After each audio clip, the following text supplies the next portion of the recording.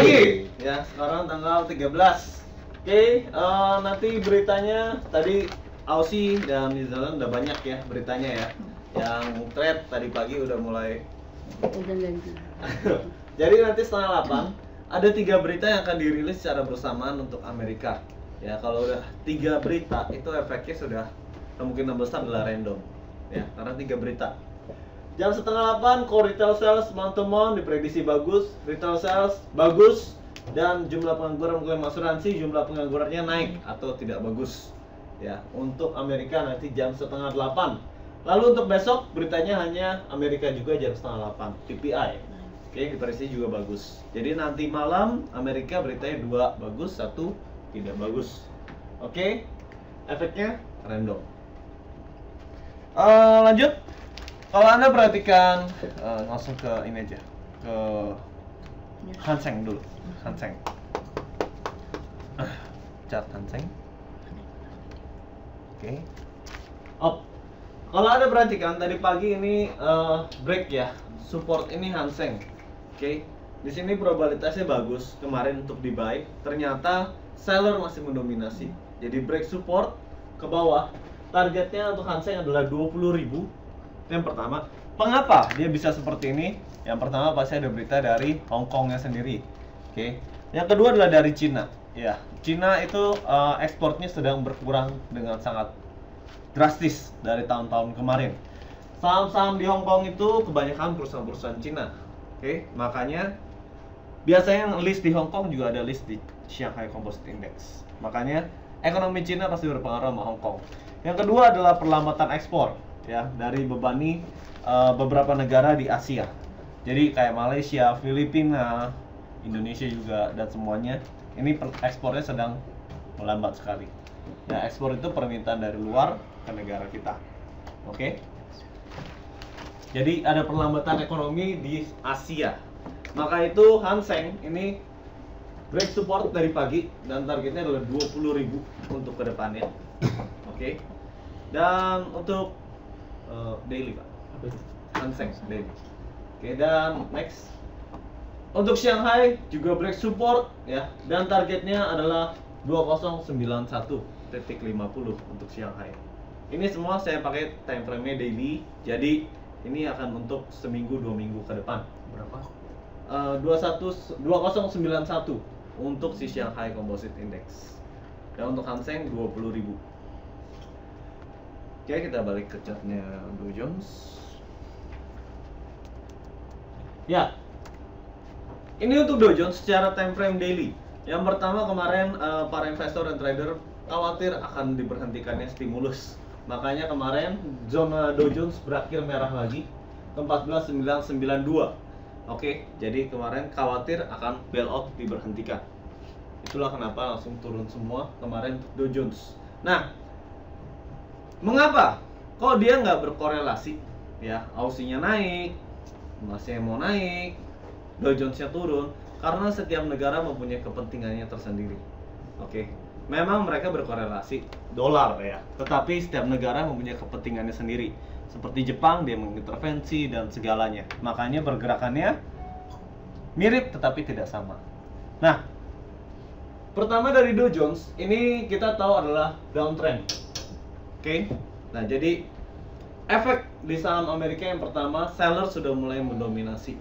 Oke, nah target untuk Dow Jones dulu adalah 13.750 ke depannya, 13.750, dan resistennya 15.625, resisten 15.625 dan target 13.750. Kapankah aset berisiko yang lain ikut pergerakan Dow Jones atau sama gerakannya dengan Dow Jones? Ya, itu akan saya jawab di sini. Oke, next dulu.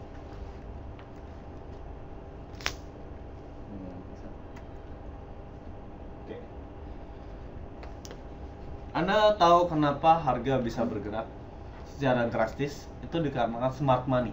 Smart money adalah orang-orang yang mencari yield paling besar dari sebuah instrumen. Yield itu adalah keuntungan.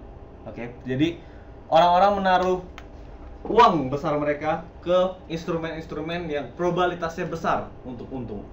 Nah, di saat ini kemarin kalau kita lihat aset berisiko futures ya, kita ngomong futures Aussie, emas itu sudah turun secara panjang. Ya. Makanya orang masuk ke smart money ke Aussie dan ke emas, itu yang pertama. Tetapi orang sell di Dow Jones, kenapa orang sell di Dow Jones? Karena probabilitasnya lebih besar untuk turun. Ya. Jadi memang instrumen itu bergerak hampir mirip tetapi tidak sama. Karena setiap negara punya kepentingannya tersendiri. Oke.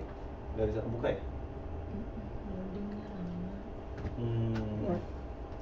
Gimana nih? Wordnya? Enggak. Nih, follow. Buka dulu follow. Oke, masuk lagi ke sharingnya. Sebentar. Oke.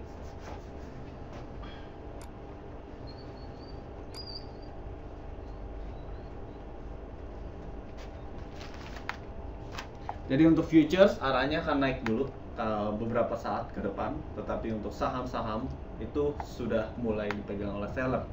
Ya, jadi untuk futures Aussie, Euro, GBP ini memang masih naik, tetapi sudah terbatas atasnya. Oke, langsung ke nomor 3, 4. Ya, ini untuk emas. Yang pertama kita bisa lihat emas di situ sudah mulai menghimpun tanda kutip ya, menghimpun tenaga. Setelah turun lama, ya di sini membentuk segitiga, oke? Dan ini masih akan membentuk segitiga ke depannya. Sampai saat ini, jika investor probabilitas paling bagus adalah nge-buy, ya untuk emas di harga sekarang, oke? Jadi di sini outlooknya adalah emas naik ke 1.500, outlooknya, dan supportnya adalah 13.12. Outlooknya ada emas akan dibagikan hunting oleh investor dan trader ke depannya. Ini time frame-nya daily sekali lagi. Next. Ini Aussie ya. Untuk Aussie juga sama. Ini akan dibagikan hunting ke depannya. Target untuk Aussie adalah 09765. Ya. 9765 target untuk kenaikan Aussie ke depannya. Supportnya adalah 9295. Ini time frame-nya daily, support 9295, targetnya 9765. Jadi uptrend untuk Aussie. Next. Ini GBP atau pound sterling ya. Kemarin baru break resistance ya, dan tadi pagi juga masih melanjutkan kenaikan ke atas. Tetapi ini sangat terbatas sekali kenaikannya, yaitu di 1.5869. Oke. Jadi kalaupun naik sudah sampai di garis merah, itu sudah termasuk area overbought. 15869. Supportnya 1.5625. Jangan. Oke. Next. Ini euro. Nah, untuk euro target pertama 13428. Sudah sebentar lagi. Nah. Oke. Outlooknya. Jadi di 3428 orang banyak melakukan posisi sell untuk euro USD. Dan dia sudah naik dari pertengahan Mei. Jadi sudah hampir 1 bulan lebih. 13428. Next. Ini USD versus Swiss franc ya. USD versus Swiss franc. Targetnya adalah 09033. Nanti di 9033 baru orang masuk untuk posisi buy. Oke. Nah, kalau misalnya ini kan time frame-nya daily ya. Saya kasih contoh ke USD CHF aja. Oke? Saya minta imajinasinya jalan ya. Pertama puncaknya di sini. Lalu kita asumsikan bahwa harga terletak di sini atau di sini. Oke, pokoknya daerah sini. Ya. Nanti kalau misalnya mau nge-buy, take profitnya berapa sih? Oke, yang asumsi pertama adalah kembali ke tengah-tengah, yaitu sekitar 9521. Nah, jadi saya berikan Anda gambaran, ini adalah gambaran dolar saat ini. Dolar masih akan turun, tetapi sudah mencapai area di mana orang-orang akan masuk untuk bargain hunting. Dan sesudah mereka masuk bargain hunting, maka dolar akan naik cukup signifikan ke depannya. Oke?